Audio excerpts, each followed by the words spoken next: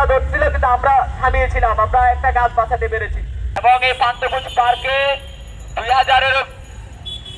2000-এর বেশি গাছ কেটেছে যারা এই কার্যক্রমটি করছে তারা।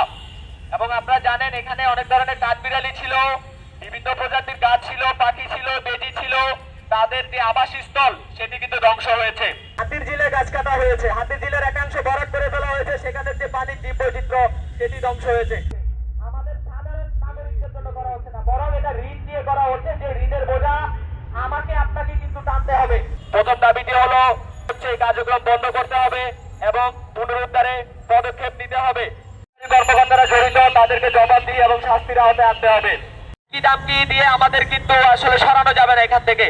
আপনারা আসুন, আপনারা দেখুন যে এই পার্কে কি পরিমাণ ধ্বংসযজ্ঞ চালানো হয়েছে, যে কি পরিমাণ অবৈধ কাজ হয়েছে, আইন লঙ্ঘন করা হয়েছে, সবকিছু লঙ্ঘন করে এটা হয়েছে। এই চারপাশে ঘেরাও করে, এমনটা বাংলাদেশে চলছে যে কোনো কিছু ঘেরাও দিলে এটা বৈধ হয়ে যায় না, এটা নতুন বাংলাদেশে চলবে না।